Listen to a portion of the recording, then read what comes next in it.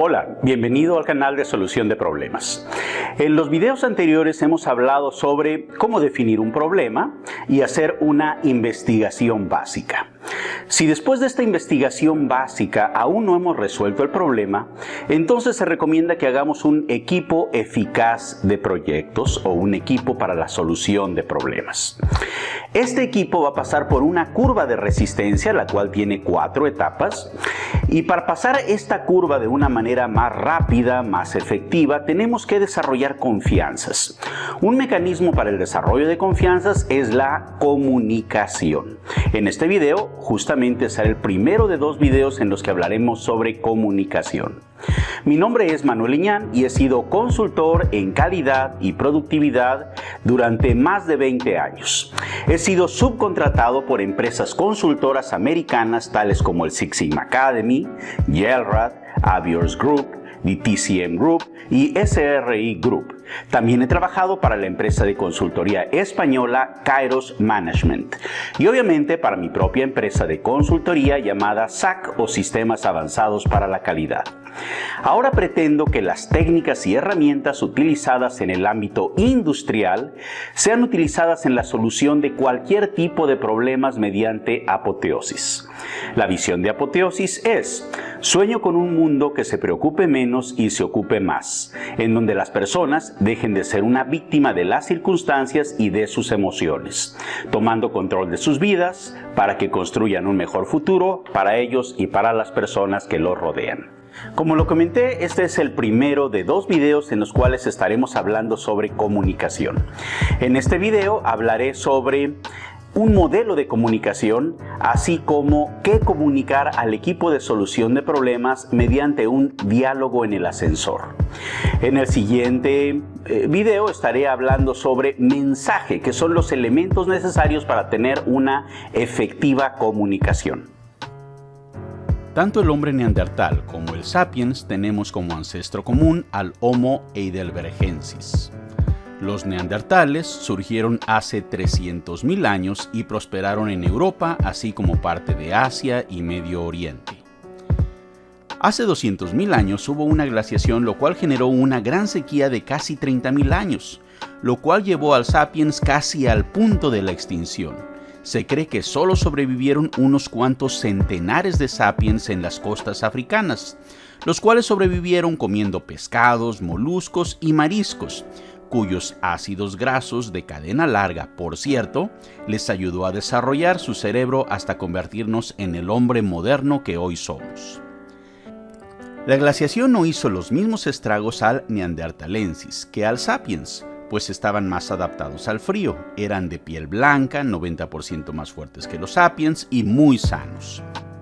No obstante, hace 39.000 años hubo una gran erupción volcánica en los Campos Flegreos que diezmó de manera muy significativa a los neandertales hasta reducirlos a unos cuantos miles al sur de la península ibérica, y cuya población fue bajando poco a poco hasta su desaparición hace 20.000 años.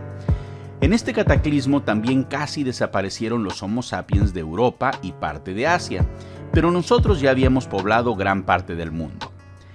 El neandertal en muchos sentidos era superior al sapiens, tenía muy desarrollado su hemisferio derecho, tenían una mejor visión, una mayor inteligencia espacial, su tecnología para la caza era más efectiva que la de los sapiens, además de ser más fuertes y agresivos. También tenían razonamiento abstracto, enterraban a sus muertos y adornaban su cuerpo y tenían un gran sentido del arte. Si hubiéramos entrado en guerra con ellos, seguramente ellos nos hubieran vencido.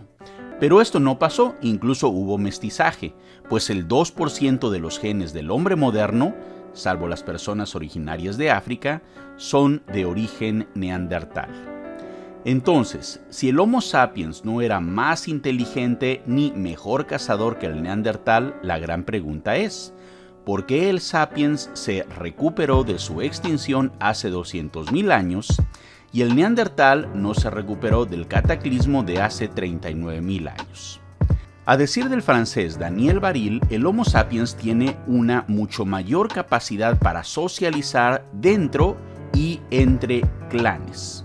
Forma redes sociales y comerciales, aunado a mejores habilidades para la navegación, lo cual nos permitió extendernos por todo el mundo. Mientras que los neandertales vivían en pequeñas comunidades aisladas unas de otras con poca interacción social y no se desplazaban mucho. Esta capacidad de socializar, interactuar y navegar hizo la diferencia entre el sapiens, que se salvó de su extinción, y la no sobrevivencia del neandertal. La razón de ello fue que el cuello adelantado, la disposición de la faringe y la falta del hueso hyoides del neandertal les impedía tener un lenguaje articulado. Si bien sí se comunicaban mediante sonidos y expresaban sus emociones con pocos sonidos, la efectividad de su comunicación era muy inferior a la del Homo sapiens.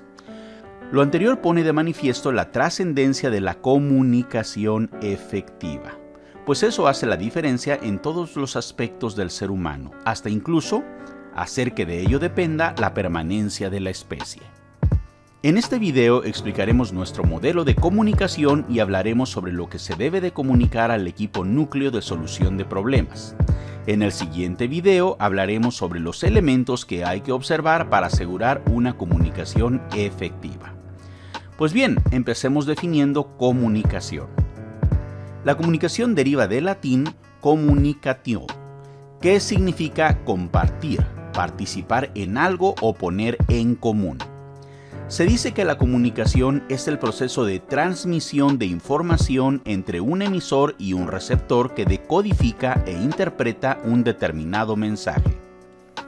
Ahora iremos construyendo un modelo de comunicación a partir de la definición anteriormente indicada. 1. La parte que nos indica transmisión de información entre un emisor y un receptor da lugar a 4 elementos en nuestro modelo. A, el emisor, B, el receptor, C, el mensaje y D, el canal. 2. La definición nos dice que es un proceso del emisor. Un proceso es una secuencia de pasos dispuesta con algún tipo de lógica que se enfoca en lograr algún resultado específico. Esta secuencia de pasos es interna, pues el emisor primero tiene que definir qué es lo que quiere lograr.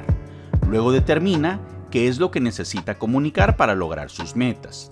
Después define qué canal usará y cómo lo utilizará. Estructura el mensaje y lo emite. Todo ello conlleva un procesamiento de información. Número 3.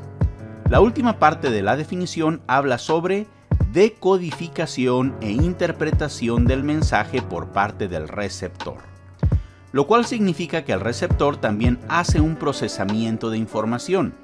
De hecho, Nieves, en el año 2000, dice que la comunicación no se da en el momento que mandamos la información, sino cuando ésta ya ha sido recibida, interpretada y comprendida por el receptor. La comunicación puede ser intrapersonal, esto es, con uno mismo, interpersonal, intergrupal y masiva.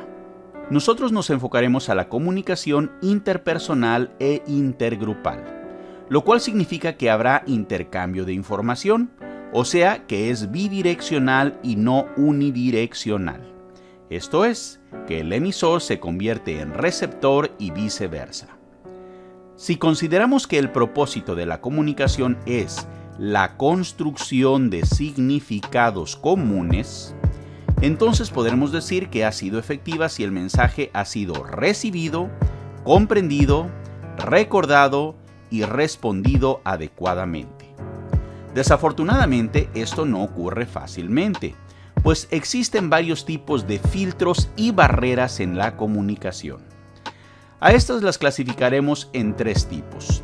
A, filtros del emisor, B, filtros ambientales y C, filtros del receptor. Es importante señalar que la información es de 2 tipos, verbal y no verbal. La comunicación verbal, escrita o gráfica es la que hacemos en mayor medida de manera consciente.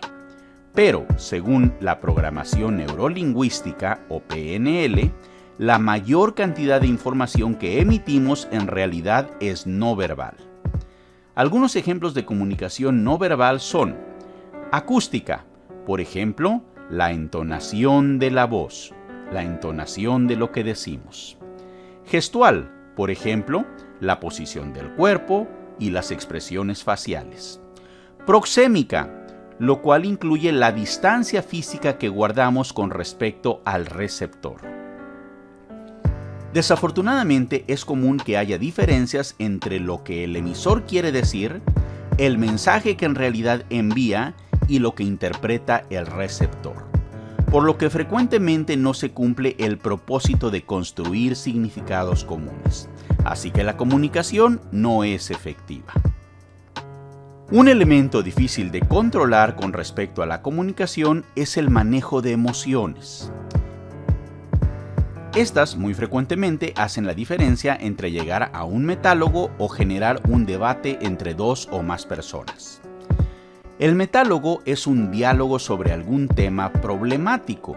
El metálogo o metadiálogo también es un diálogo sobre el mismo diálogo, lo cual permite llegar a la construcción de significados comunes.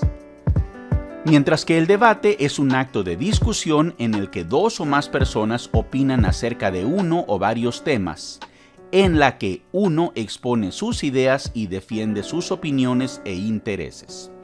Por lo que, en lugar de que las partes busquen la construcción de significados comunes, lo que buscan es incrementar sus argumentos en cantidad y solidez respecto a sus motivos.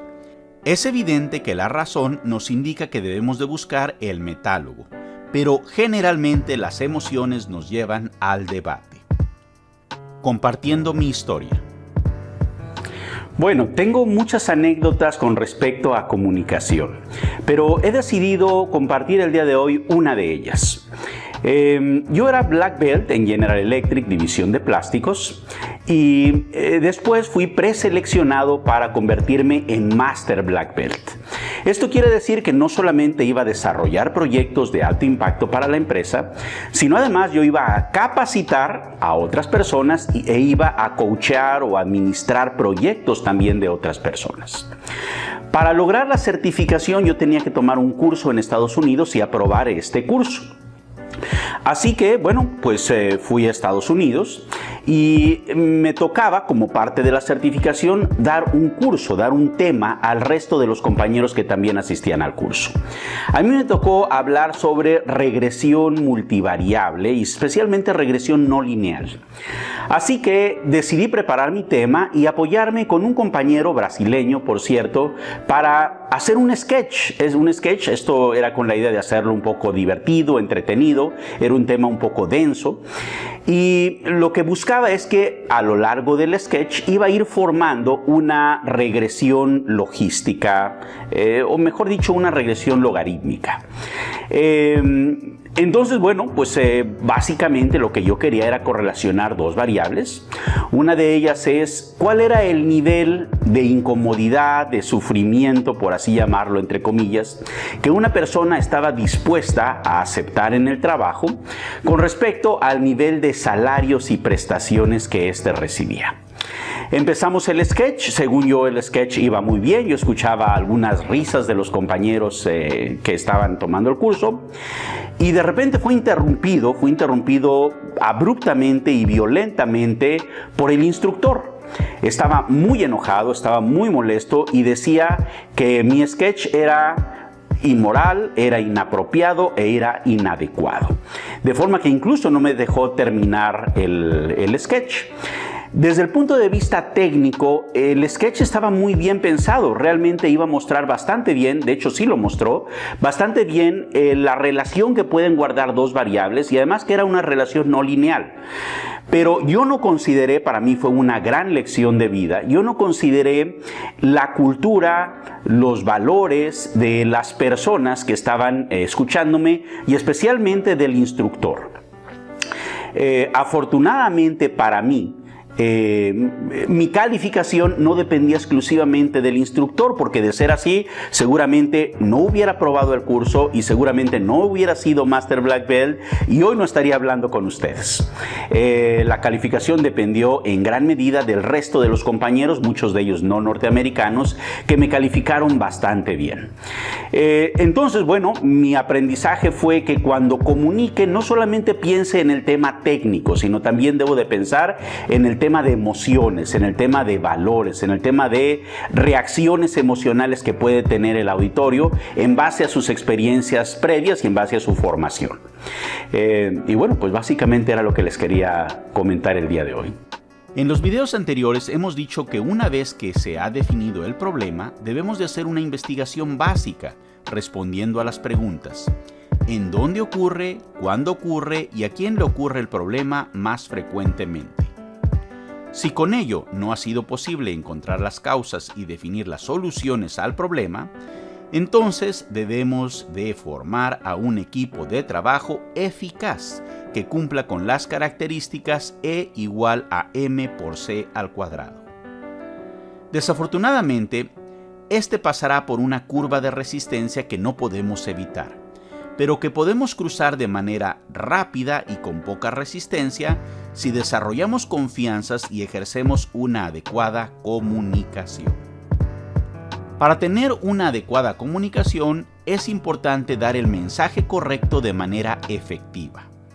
A continuación hablaremos sobre qué comunicar al equipo core, y en el siguiente video hablaremos sobre los elementos a observar para asegurar que el receptor reciba, comprenda, recuerde y responda adecuadamente al mensaje.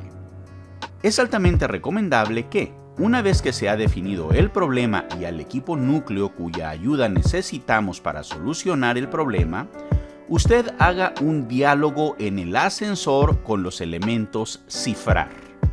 El diálogo en el ascensor es un mensaje que se puede expresar de forma clara y concreta.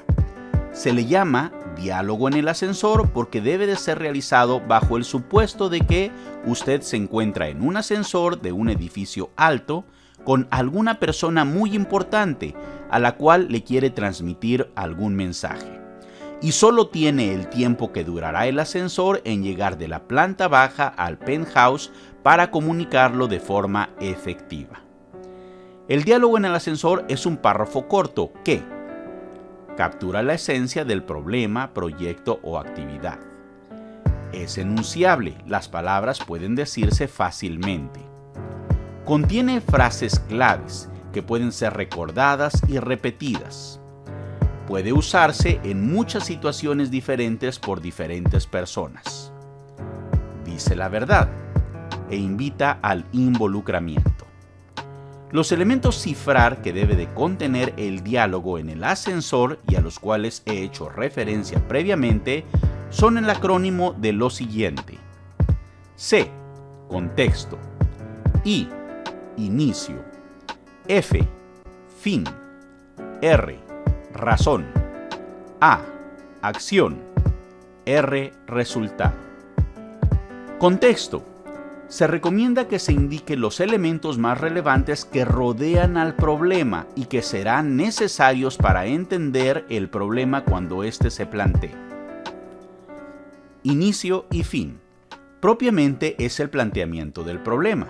Esto es, qué es lo que está pasando y que no debería de pasar, o qué es lo que no está pasando y que debería de pasar.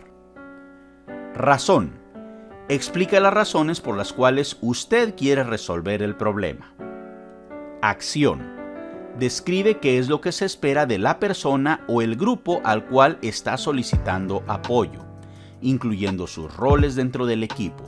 También, de ser posible, se explica en forma breve el proceso que se va a seguir para resolver el problema. Usted puede usar Scrum como se ha indicado en el video anterior. Resultado. Esto trata de lo que ellos también van a ganar como individuos y o como equipo al resolver el problema.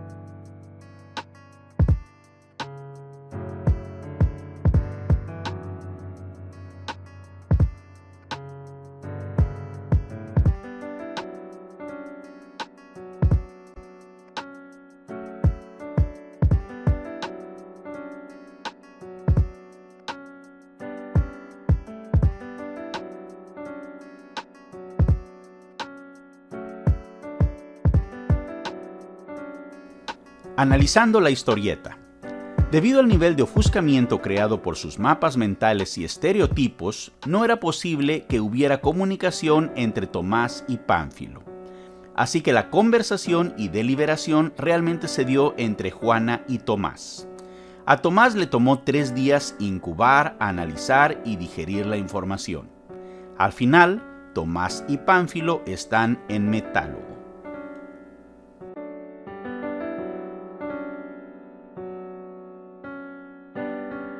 Un potente habilitador de nuestro desarrollo es, sin temor a equivocarme, la comunicación. Como nos puede meter en algún embrollo, ella también nos puede salvar de la extinción. La construcción de significados comunes, ese es de la comunicación el propósito. Al emitir un mensaje, usualmente asumes que si éste no se entiende, es inaudito. La comunicación implica tener a un emisor, el cual quiere compartir su información. Esta entonces es recibida por el receptor, el cual requiere de cierta interpretación. Es deseable que no haya propósito negro. Asegúrate de que el mensaje sea recibido, también comprendido y recordado íntegro, y además sea adecuadamente respondido. Cuando comuniques a tu equipo el problema, asegúrate de contener los elementos cifrar. El contexto ayuda a entender mejor el tema, la situación inicial y la que se quiere alcanzar.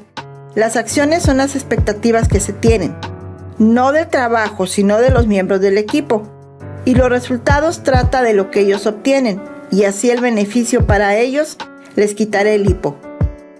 Cuando de comunicación tu estrategia hagas, no solo pienses en los contenidos técnicos, considera cuál será la reacción que tengas, pues las emociones pueden hacerte añicos.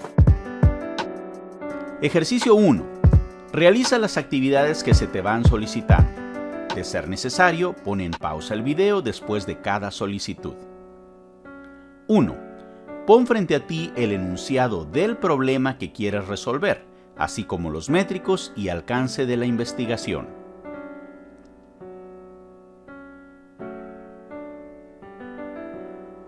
2. Pon frente a ti el nombre de los miembros del equipo núcleo con el cual trabajarás para resolver el problema.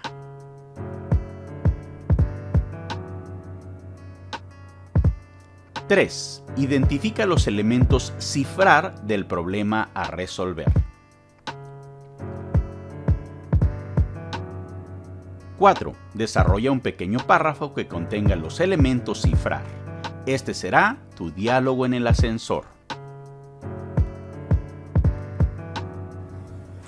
Pues bien, hemos terminado nuestra primera de 2 sesiones sobre comunicación.